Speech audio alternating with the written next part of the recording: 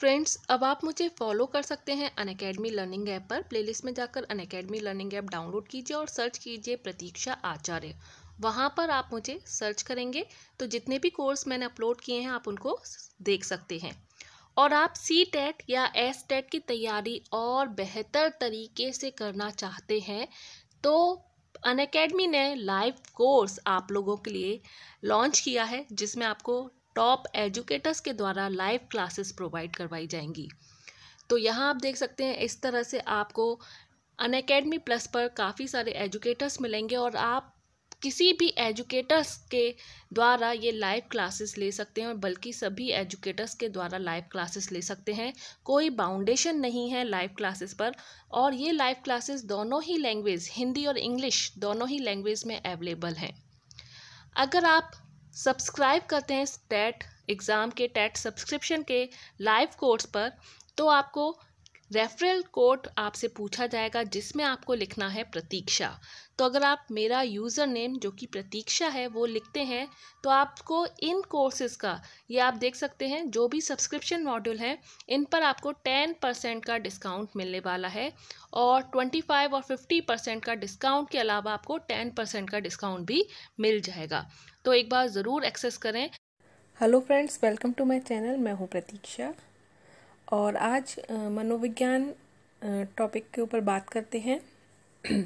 इससे पहले वाले वीडियो में मैं शिक्षा मनोविज्ञान के बारे में थोड़ा इंट्रो दे चुकी हूं कि शिक्षा क्या होती है और मनोविज्ञान क्या होता है, और आज हम मनोविज्ञान को डिस्क्राइब करेंगे।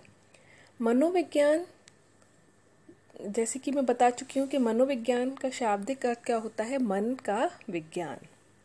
और मनोविज्ञान शब्द की उत्पत्ति किससे हुई? अंग्रेजी भाषा के साइकोलॉजी से हुई, जो लैटिन भाषा के दो शब्दों साइके तथा लोगोस से मिलकर बना है। साइके का मतलब क्या होता है? आत्मा, और लोगोस का मतलब होता है अध्ययन।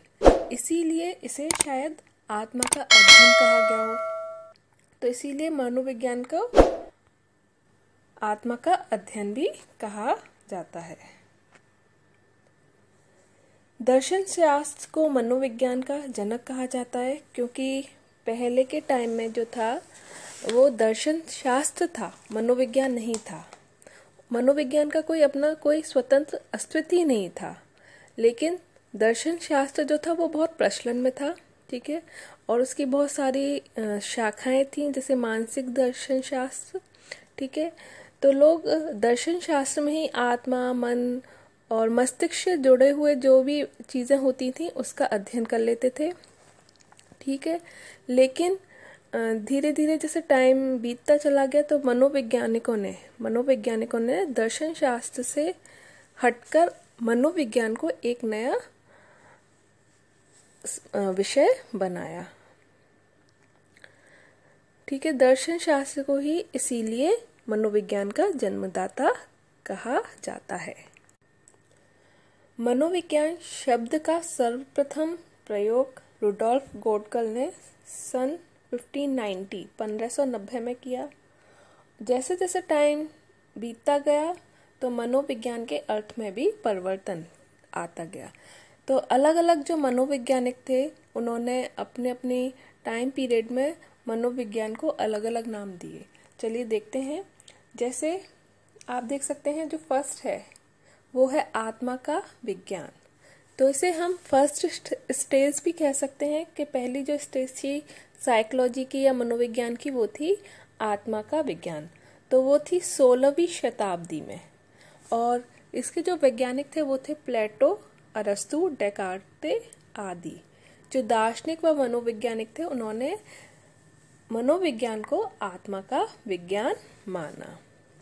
लेकिन क्या हुआ कि आत्मा का विज्ञान सिर्फ कुछ ही मनोवैज्ञानिकों ने माना। जैसे जैसे टाइम बीतता गया तो और मनोवैज्ञानिकों ने कहा कि जो आत्मा है उसे हम देख नहीं सकते, ठीक है। जिस चीज़ को हम देख नहीं सकते तो उसका हम अध्ययन कैसे कर सकते हैं, ठीक। लोगों की आत्मा के बारे में हम जान नहीं सकते तो उसका अध्ययन भी नहीं किया जा सकता। तो मनोवैज्ञानिकों ने इस चीज़ को जो परिभाषा थी इस चीज़ की कि मनोविज्ञान आत्मा का विज्ञान है, इसको नकार दिया। ठीक है, और उसकी आलोचना शुरू कर दी कि आत्मा क्या है जिसका कोई स्वरूप ही नहीं है, या यह क्या करती है या कहाँ रहती है। तो जब इसके बारे में हमें कुछ पता ही नहीं चलेगा तो इसका अध्ययन कैसे संभव हो सकता है। तो मनोवैज्ञानिकों ने आपत्ति उठाना और शंकाएं जताना स्टार्ट कर दिया। फिर उसके बाद जो दूसरी अवस्था आई वो थी मन का विज्ञान, जो 17th सेंचुरी यानी 17वीं शताब्दी में इटली के मनोवैज्ञानिक पंपोनोजी ने मनोविज्ञान को मन का विज्ञान माना। ठीक, जैसे कि कहा जाता है कि जो मन का विज्ञान, मनोविज्ञान के नाम से इसका उत्पत्ति हुई। जैसे मनो मन और वैज्ञानिक मतलब विज्ञान, तो इसीलिए पंपोनोजी ने क्या कहा कि जो मनोविज्ञान है वो मन का विज्ञान है।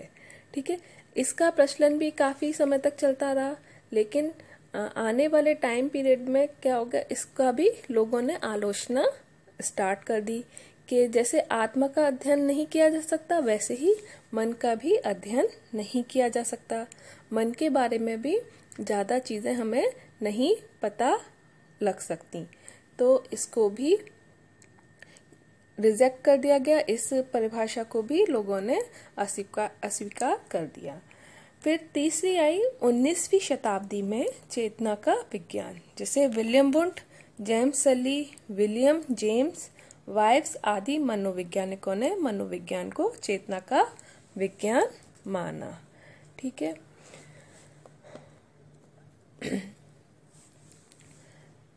इसके संदर्भ में सबसे पहले विलियम जेम्स ने 1890 में प्रकाशित अपनी पुस्तक मनोविज्ञान के सिद्धांत में मनोविज्ञान को चेतना की अवस्था का अपने उसी रूप में वर्णन और व्याख्या करने वाले विषय के रूप में परिभाषित किया। आगे चलकर बहुत सारे मनोवैज्ञानिकों ने इसका समर्थन किया। ठीक है, लोगों ने माना कि हाँ, जो मनोविज्ञान है वो चेतना का विज्ञान है। ठीक है, इसी में प्रमुख थे विलियम वुंट थे जर्मनी के, और उन्होंने अपनी एक प्रयोगशाला, ठीक है, उन्होंने अपनी एक प्रयोगशाला जर्मनी के लिप्जिंग नामक शहर में 1879, ये क्वेश्चन बहुत बार पूछा गया है कि विलियम वुंट की जो प्रथम प्रयोगशाला थी वो किस सन में स्टार्ट हुई थी या किस जगह पर स्टार्ट हुई थी। तो आप ध्यान रखिएगा कि जो विलियम वुंट थे उन्होंने जर्मनी के लिप्जिंग नामक शहर में सन 1879 में विश्व की सबसे पहली मनोवैज्ञानिक प्रयोगशाला स्थापित की। ठीक, और उन्होंने भी मनोविज्ञान को चेतना का विज्ञान माना। चेतना को 3 भागों में बांटा गया, चेतना, अर्धचेतन और अचेतना। ठीक है, लेकिन मनोवैज्ञानिकों ने क्या किया कि सिर्फ चेतना की अवस्था पर ही ज़्यादा वर्णन किया। ठीक है, और व्यवहारिक चेतना और उसके व्यवहार का अध्ययन करने वाले सिर्फ एक ही पार्ट, सिर्फ चेतना पर ही उन्होंने ज़्यादा बल दिया, और अर्धचेतन और अचेतना जो चेतना का ही पार्ट थे, चेतना का ही भाग थे, उसको छोड़ दिया। तो इसी वजह से जो चेतना है, जैसे कि मनोविज्ञान चेतना का विज्ञान है, यह भी परिभाषा खंडित कर दी गई और ये ज़्यादा दिन तक नहीं चली, इसे भी आलोचना का शिकार होना पड़ा। फिर उसके बाद आई चौथी अवस्था, 4th स्टेज, जो थी व्यवहार का विज्ञान। और हाँ, इसमें जो चेतना है उसमें फ्रायड के मनोविश्लेषणवाद सिद्धांत में चेतन मन के अलावा अर्धचेतन और अचेतन के बारे में भी विस्तार से बताया गया है।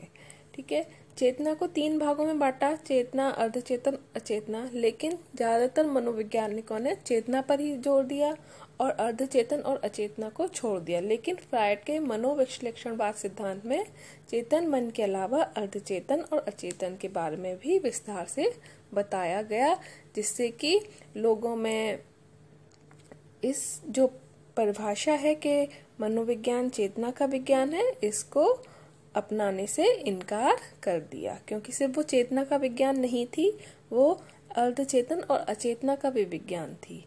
तो इसलिए उसके बाद जो लास्ट स्टेज आई वो थी व्यवहार का विज्ञान, जो 20वीं शताब्दी में मनोविज्ञान को व्यवहारिक विज्ञान के रूप में स्वीकार किया जाने लगा। और एक मनोवैज्ञानिक थे पिल्सवरी ने अपनी पुस्तक मनोविज्ञान के मूल तत्व या एसेंशियल ऑफ साइकोलॉजी, जो 1911 में मनोविज्ञान में लिखी गई थी, उसमें मनोविज्ञान को मानव व्यवहार का विज्ञान बताया। फिर उसके बाद जो मैकडूगल हैं, विलियम मैकडूगल, उन्होंने अपनी पुस्तक सामाजिक मनोविज्ञान का परिचय, इंट्रोडक्शन ऑफ सोशल साइकोलॉजी में व्यवहार शब्द का उल्लेख किया और दूसरी पुस्तक मनोविज्ञान की रूपरेखा एन आउटलाइन ऑफ साइकोलॉजी में व्यवहार शब्द को परिभाषित किया। और उन्होंने यह परिभाषा दी कि मनोविज्ञान एक विज्ञान है जिसका उद्देश्य सभी प्रकार से किसी प्राणी के व्यवहार का नियंत्रण करने और उसे अच्छी तरह समझने में सहायता प्रदान करना है। फिर से सुनिए, मनोविज्ञान एक विज्ञान है जिसका उद्देश्य सभी प्रकार से किसी प्राणी के व्यवहार का नियंत्रण करने और उसे अच्छी तरह समझने में सहायता प्रदान करना है। यह मैकडूगल ने अपनी जो बुक है मनोविज्ञान की रूपरेखा, उसमें यह परिभाषा दी। उसके बाद वॉटसन ने व्यवहार शब्द को अधिक विस्तृत बनाने का प्रस्ताव रखा और जो वुडवर्थ हैं उन्होंने टिप्पणी दी कि सबसे पहले मनोविज्ञान ने अपनी आत्मा को त्याग दिया, उसके बाद मन को त्यागा, उसके बाद चेतना को बुला दिया और अब ये व्यवहार को स्वीकार करता है। किसी भी व्यक्ति की सभी क्रियाओं को व्यवहार की संज्ञा दी जा सकती है। व्यवहार का मतलब सिर्फ यही नहीं होता कि कोई व्यक्ति सिर्फ चलने की क्रिया कर रहा है, उसके चलने के व्यवहार का अध्ययन करना है, या तैर रहा है या नाच रहा है या खा रहा है या पी रहा है, सिर्फ इसी चीज से का अध्ययन नहीं किया सकता, बल्कि उसका जो सोचना है, उसकी जो कल्पना करना है, उसका जो मस्तिष्क है, ठीक है, उसका उदास होना, उसका खुश होना, उसका क्रोधित होना, जो भी ये भाव होते हैं, जो भी ये इमोशंस होते हैं, उनका अध्ययन करना भी मनोविज्ञान में आता है और ये व्यवहार के अंतर्गत होता है।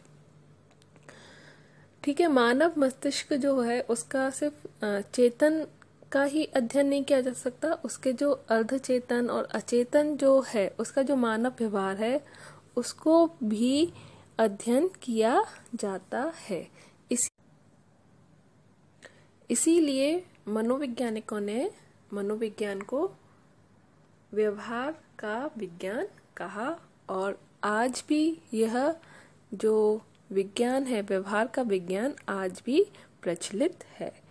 इसी के साथ मैं उम्मीद करती हूँ कि आपको मेरा ये जो लेक्चर है मनोविज्ञान के ऊपर वो बहुत पसंद आया होगा। अगर आपको अच्छा लगे तो प्लीज़ लाइक ज़रूर कीजिएगा, जिससे कि मुझे पता चलता रहे कि आप लोगों को अच्छा लग रहा है और मैं और भी वीडियोस और लेक्चर्स आपको तक पहुंचाती रहूं। तो प्लीज़ लाइक कीजिएगा और अगर आपकी कोई क्वेरी है या कोई कमेंट है तो आप प्लीज़ ज़रूर कीजिएगा और सब्सक्राइब कीजिएगा मेरे चैनल को, शेयर कीजिएगा। Thank you.